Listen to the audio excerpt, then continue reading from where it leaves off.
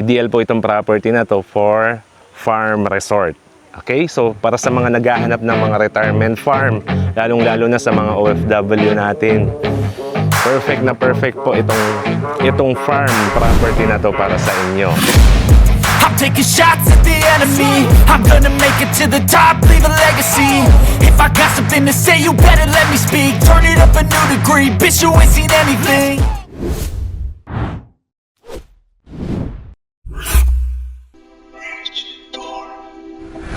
Yo, good day Project Tour!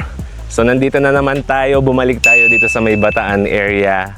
Dito pa rin sa Barangay Bacong. So meron na naman tayong additional listing na farm property dito sa area. 1.3 hectares po or 13,000 square meters po. Ideal po itong property na to for farm resort. Okay, so para sa mga naghahanap ng mga retirement farm, lalong-lalo na sa mga OFW natin, perfect po itong farm property na to para sa inyo. And ito-tour ko po kayo, syempre, para mas makita po ninyo and ma-appreciate po ninyo itong ganda ng environment dito sa area. So yun mga ka-project, nandito tayo sa may property line natin. Dito yung boundary ng 1.3 hectares. And as you can see, sa likuran ko, hanggang dun sa dulo na yon, mamaya pupunta po tayo doon. But this time, papakita ko muna sa inyo yung mga end-to-end or point-to-point ng property line natin. Okay? So start po tayo dito. Ayan. Ang tawag po dito, no, pilapil. Ayan. So dito po yung boundary natin, yung property line.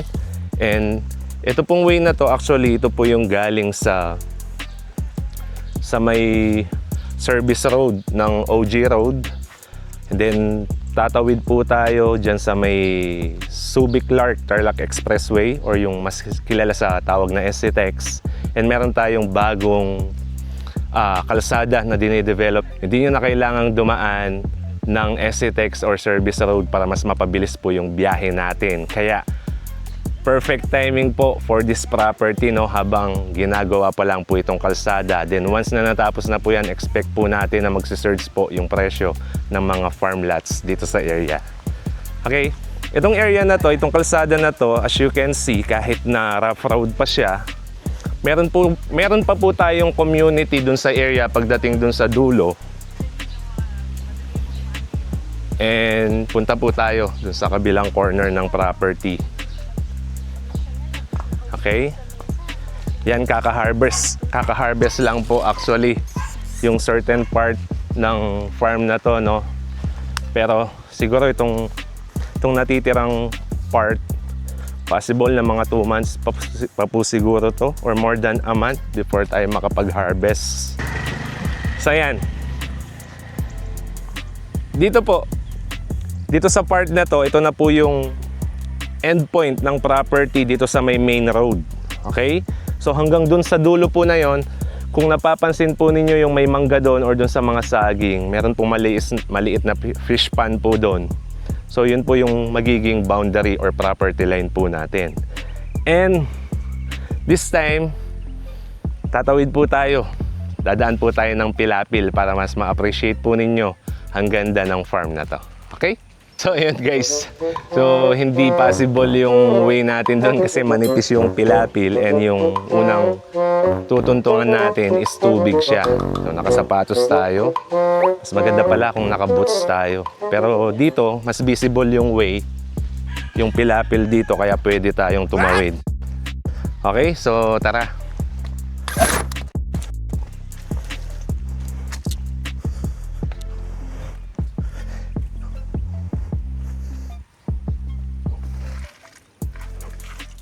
Malambot. Yeah.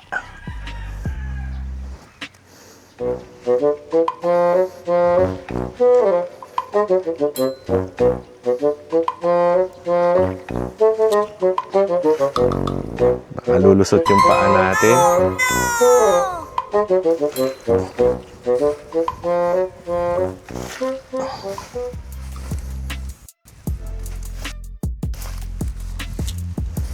Ayun. Kaya sir.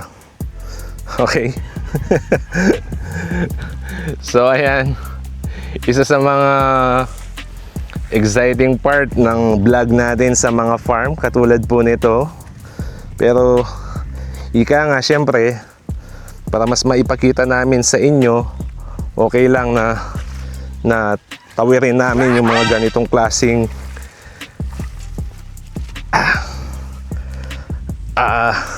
obstacles. Ika nga. Ayan.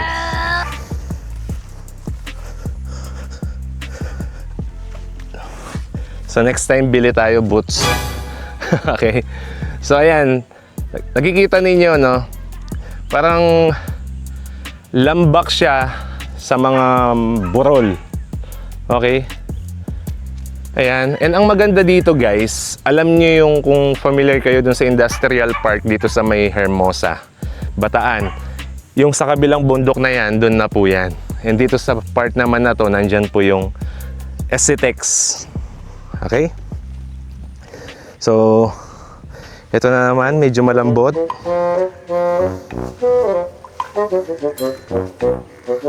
Mukhang hindi natin kakayanin.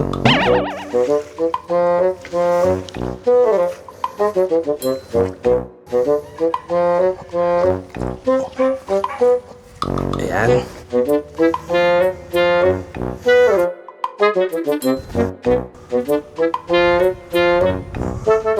Mukhang hindi kakayanin to, sir. So, ayan guys. Ganito na lang ang gawin natin. I-drone na lang natin. So, may mga property pa kasi tayo napupuntahan. So, baka iba na yung magiging get up natin dun.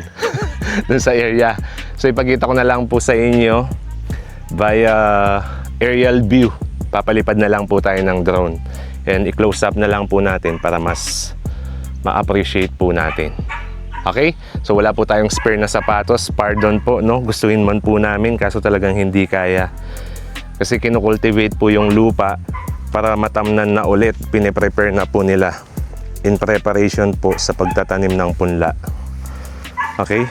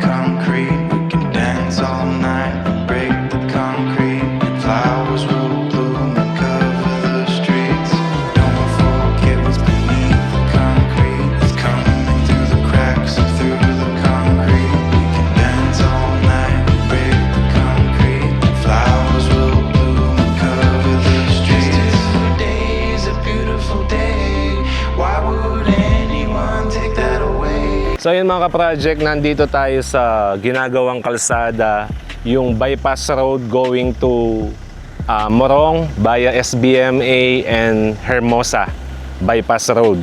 So dito sa area na to, matatanaw natin yung solar farming na nasa likod po ng property. Ayan po, yung nakikita po ninyo sa may taas ng bundok, solar farming po yan. And then doon po sa kabila, nandyan po yung industrial park, dyan sa may Hermosa, Bataan, no? And in this area, ito po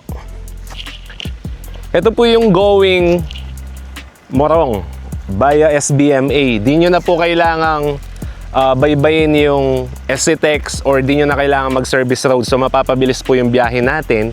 And dito naman po sa area na to, dito sa kabila, ito na po yung papuntang Hermosa. Yan. And yun, gaya po nung nabanggit ko sa inyo, mas mapapabilis po yung biyahe and mas mapapaganda po yung access nung 1.3 hectares na farm property kung dito po kayo mag-e-exit. Yun po yung maganda dito. Kaya sa mga naghahanap po or yung mga retirement farm na gusto po ninyo, baka pwede po ninyong may consider yung property na to. Spending the night in Dixon,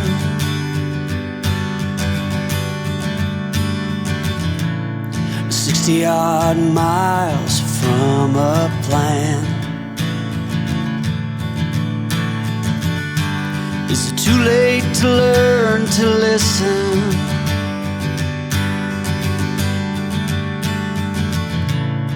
Too late to be less a man? How many yesterdays are between us now?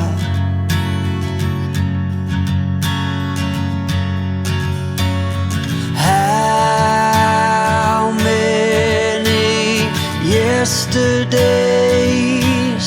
are between us now?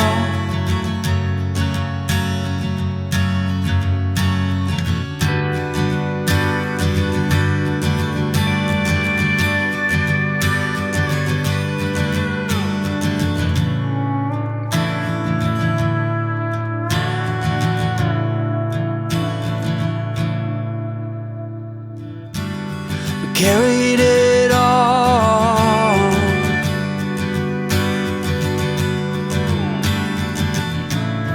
cobbling miles as we go, a line at a time, or a sad swan song,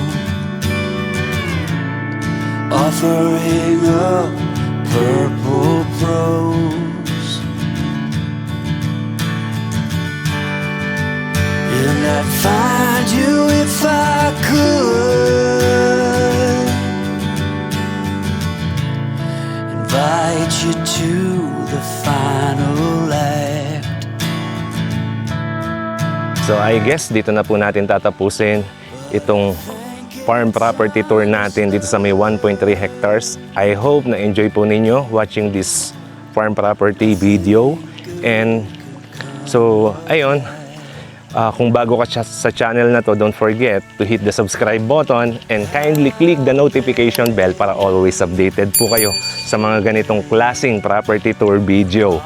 And to those who are interested in this 1.3 hectares farm property, don't hesitate to reach out Project Tour via email and GoChat, WhatsApp, Viber. Nandyan po yung number namin, naka-flash po sa screen and nandyan din po sa description. Once again, thank you for watching. Your one and only Chris from Project Tour from the Fords Realty Corporation. To God be the glory.